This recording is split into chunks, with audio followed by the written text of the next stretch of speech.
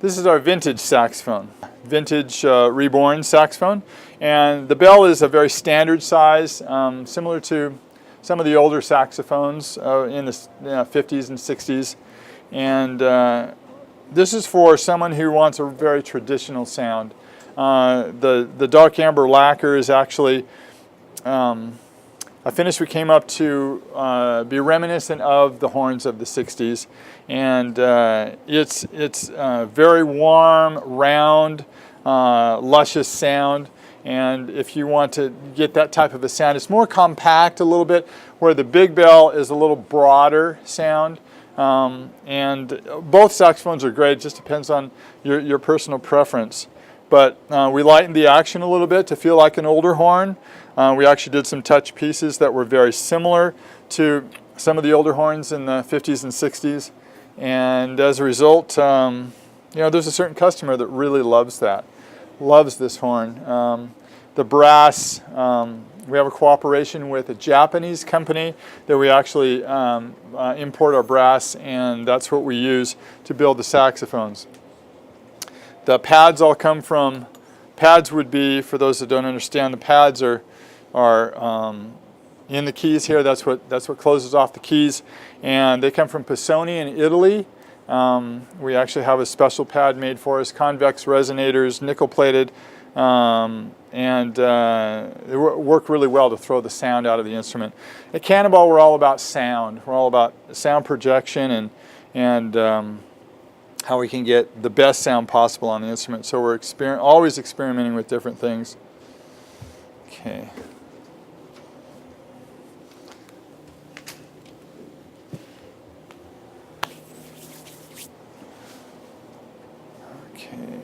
Let's see.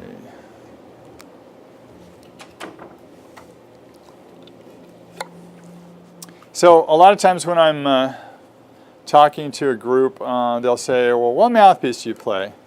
What, and what's the best mouthpiece?" And I want to get the best mouthpiece. And my answer to that is, I have about 300 mouthpieces, and I've tried and gone back and forth, and I'm always trying something new. And one mouthpiece might work well for some person, and then for another person it doesn't work at all. It has to do with a lot of factors. It has to do with your mouth cavity, how you approach it, how much air you push through it, your embouchure. A lot of things will make up what mouthpiece works best for you.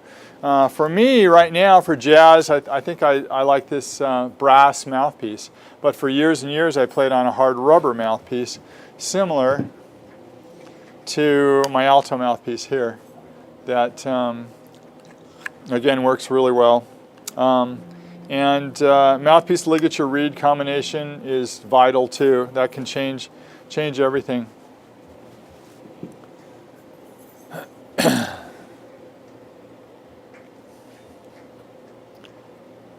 see. So let's go. So I'm going to talk about the clarinet for just a minute, and then we'll move back to here if we want to talk a little more about saxophone and open up some questions and that kind of thing. This is our clarinet. This actual clarinet is actually something we call the Eco, and the reason we call it that is that it is 65% grenadilla dust and 40% resin. And so it's actually the shavings, when they make a grenadilla clarinet, it's the shavings that they put back together. The beautiful thing is it still sounds very woody, very wonderful timbre-wise, but then because it is put together with resin and the dust of the grenadilla, it won't crack. So what a great thing. Although you wouldn't want to march with it because it is a professional instrument, but in extremes where you've got really cold and then you come inside or such, it will be less, it just won't have a problem with the cracking. This is our top of the line B-flat clarinet that we make. It has the G-sharp key here, and then it has an extra extension here on this key for those that play clarinet. Okay, let me play it for you.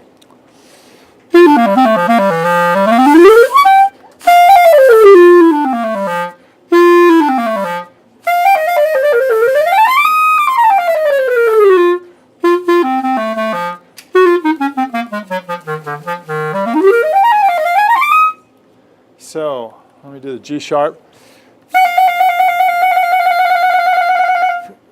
Kind of a fun extra key there. It also has the E flat, A flat key extension here, and has an ergonomic B flat on the back side where it just feels a little bit better. These are pet peeves I had when I was playing clarinet, how the octave or the register mechanism would cut into my thumb. I don't know if you guys can relate to that. You know what I mean?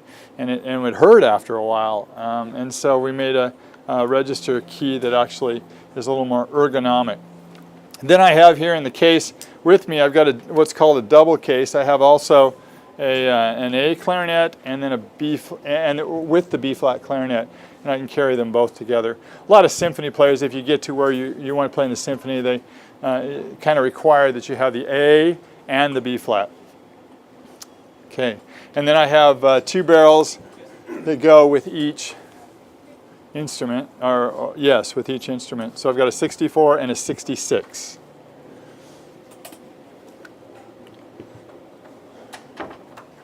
Okay. Here I brought something kind of fun. Let's talk about the flute for a minute. This is something we started about 6 years ago. We have extensive research on the flute in finishing the head joint and making it so that it's really vibrant and fun to play. And again, Cannonball never does anything the same. They always want to improve. So we've changed some things on this. The mechanism feels very similar to a lot of flutes. This actually happens to be an open hole flute, so you can take those little plastic stoppers in there, and then you have the open hole. This is also a low B foot flute, and this is actually solid silver, this flute. It actually happens to have 24 karat gold plate head joint with this, and then it comes with 2 crowns. That's kind of an interesting thing too. This is a gold plated crown, and then it has a tiger eye stone in the end of it.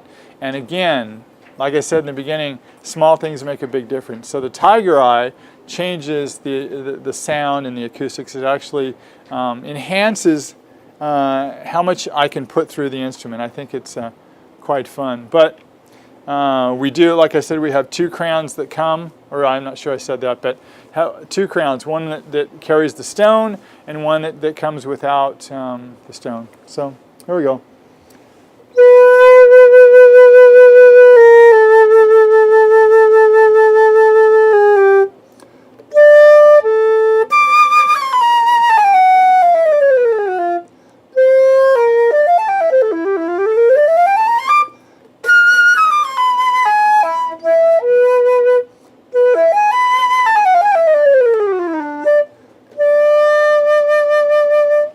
So really fun. Fun little story is I studied with a gentleman in Los Angeles. His name is Bob Gilchrist, and he actually years and years ago he taught me how to cut the head joints. And so yours truly is the one that takes the knife and actually cuts the head joints and finishes them. So I have a lot of fun with that. And yeah, we just do a lot of different things to make it acoustically very pleasing, very, very fun. So I was going to talk a little bit about what we do on the saxophones more in depth. The thing that really sets Cannonball apart, and I'm going to talk a little technical now, okay? So you guys hang on while I get to that. One of the things that like when I was picking out my saxophone years and years ago, I went through 12 different altos to find the one alto that I really loved and that played really well for me. That's not very good odds when you have to go through that many instruments to find one that really speaks for you. And a lot of professionals can have that same story that I just had.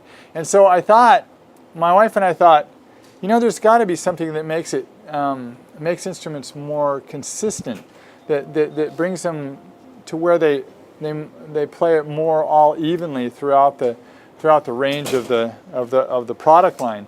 And so we decided that we'd experiment. And so in our kitchen, with knives and files and different things like that, we started going into the tube of the saxophone to start with. And my wife would turn her back and she would listen, and I would go and do some crazy thing on the inside of the saxophone. and then I would play.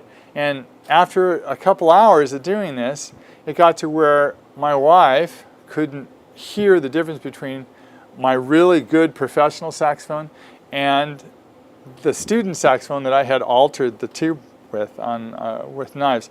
So we thought, well, there's really something here. There's something that now we call acoustic customization. And so we go in and we actually acoustically change every instrument for, depending on what it needs. So at Cannonball, at the finishing factory, we actually have rooms set up. They're 12-foot ceilings, and we have all these certain baffles in there, and we do these play tests. And if there's certain things that are deficient on the instrument, we know how to go in and actually change pitch. We can change timbre. We can change the altissimo. That's really high on the saxophones for those that don't understand. And then maybe the low notes aren't speaking quite right. Well, we can change whatever we want because we have learned where all the nodes and the antinodes are on the horn. So we know where, like the D of the saxophone, I'm talking about sound waves now. And when the sound waves go through the saxophone, they'll hit back and forth, and when they hit in a certain spot, maybe that's where the D is. And then when it comes back and hits again, maybe it's here, and then here, and then here, and down the tube it goes. And if we know where all those are, then we can change just that one specific pitch.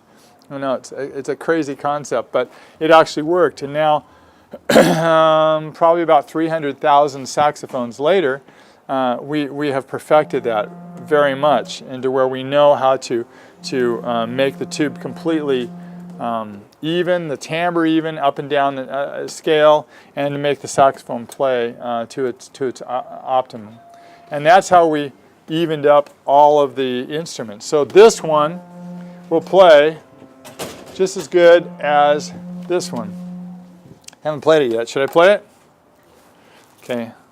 Gold lacquer, big bell, double arms on the low notes for stability, and I'm playing the fat neck again. I guess I'm just liking the fat neck today for some reason.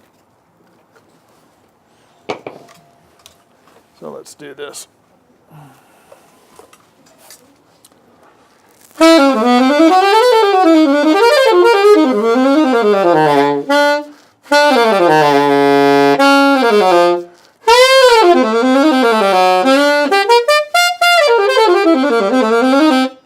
Plays just as easy as the other one. Just very nice and easy. Makes life a lot better when your horn plays.